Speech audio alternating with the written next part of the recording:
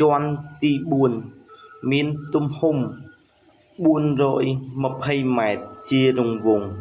និងមានកម្ពស់5 ម៉ែត្រដែលចង់មករៀបរាប់និងប្រមូលផ្ដុំរាល់អស់សិល្បៈវប្បធម៌ប្រពៃណីជាតិខ្មែរដែលបុព្វបុរសលោកបានបន្សល់រក្សាទុកឲ្យកូនខ្មែរជំនាន់ក្រោយរួមគ្នាថែរក្សាការពារនិងអភិរក្សនៅខាងជុំវិញតួប៉មនៃប្រាសាទនោះដែរ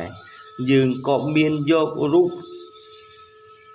ចម្លាក់ឆ្លាក់ចារអំពីប្រវត្តិសាស្ត្រនៃភ្លេងបុរាណនិងរាល់អស់សិល្បៈនានាមកឆ្លាក់ចារនៅជុំវិញតួប៉មនៃប្រាសាទទាំងមូលនៅខាងក្នុងនោះទៀតសោតក៏យើងមានទីស្ថានជាច្រើនដើម្បីដង្កល់ជាសារមន្ទីរថែរក្សាមរតកវប្បធម៌របស់ដូនតាដែលសឹងតែនឹងបាត់បង់ទៅខ្លះដល់ពេលវេលាដែលយើងត្រូវរួបរวมគ្នាប្រមូលផ្ដុំរាល់អស់សិល្បៈវប្បធម៌ប្រពៃណីជាតិយកមកដង្កល់នៅទីស្ថានជាន់ទី4នៃប្រាសាទពនរាយឆពាន់រាំងសីដល់ពេលវេលាដែលយើងត្រូវរួបរวมសហការសិក្សា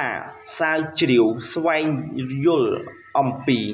វប្បធម៌ប្រពៃណីជាតិខ្មែរយកមកដាក់នៅទីស្ថានជាន់ទី4នេះដែលមានបន្ទប់ជាច្រើនដោយដង្កល់នៅវប្បធម៌នានានៅក្នុងព្រះរាជាណាចក្រកម្ពុជាឧទាហរណ៍នៅក្នុងសារមន្ទីរបន្ទប់ទី1មានរូបសំណាកនិងសម្លៀកបំពាក់ដែលរៀបចំនិងចងក្រងរបៀបរបាំប្រពៃណីដូចជារបាំព្រះរាជទ្រព្យរបាំរាមកេរ្តិ៍របាំអប្សរា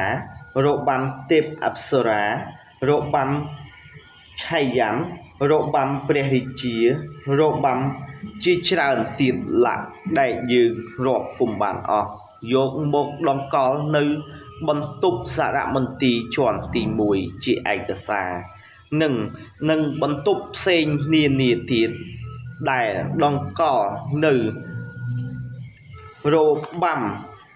និងឧបករណ៍ភ្លេងរបស់ខ្មែរដូចជាស្គរធំស្គរតូច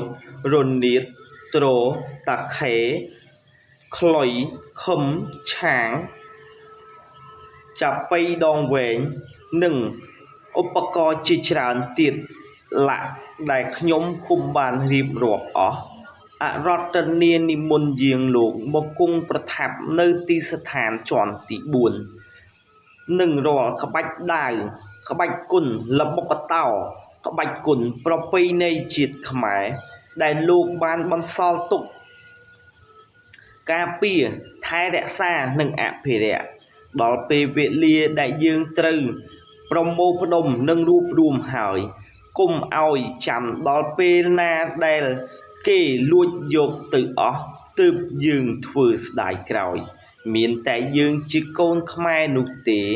ដែលថែរក្សានិងស្រឡាញ់សម្បត្តិជាតិរបស់យើងនៅខាងក្នុងសាលនោះទៀតសោតក៏យើងមានទីស្ថានមួយដែលមានទំហំ250 ម៉ែត្រជារង្វង់និងនៅចំកណ្ដាលទួលប៉មនៃប្រាសាទនោះក៏យើងមានដាក់រូបលោកតារាជឈរបែរព្រះភ័ក្ត្រទៅទិសធំទាំង4ដើម្បីប្រោះព្រំ